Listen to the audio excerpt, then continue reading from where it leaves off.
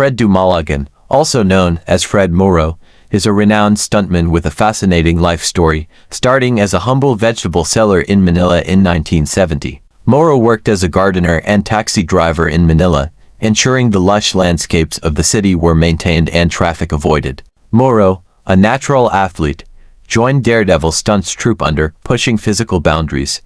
His first major stunt performance was with FPJ, establishing his reputation as a skilled stuntman. Tataka naman.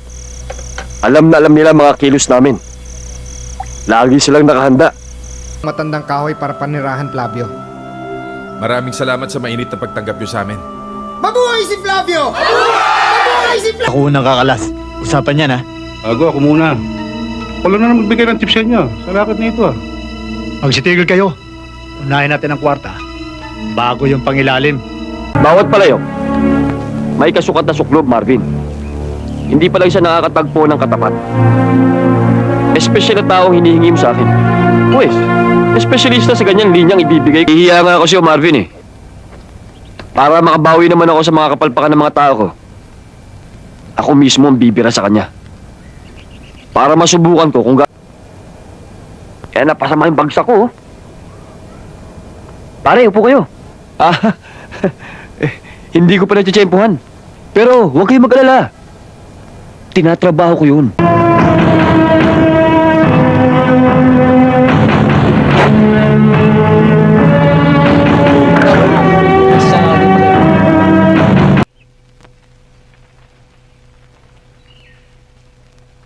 Ang tagal naman ni Morgan. Baka nasabit pa yun, ah. Hindi naman. Ang tagal kasi. Pare-pareho tayong walang iya, ha? Pero kayo titira ng mga estudyante. Lalo na sa teritoryo ko.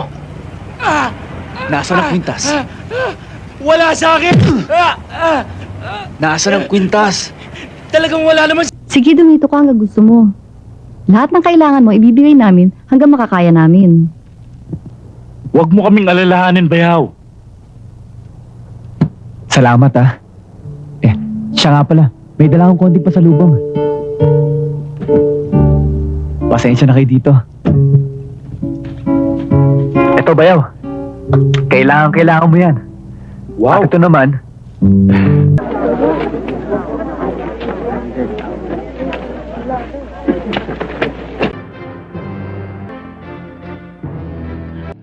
Ambisyoso din ang boss nyo.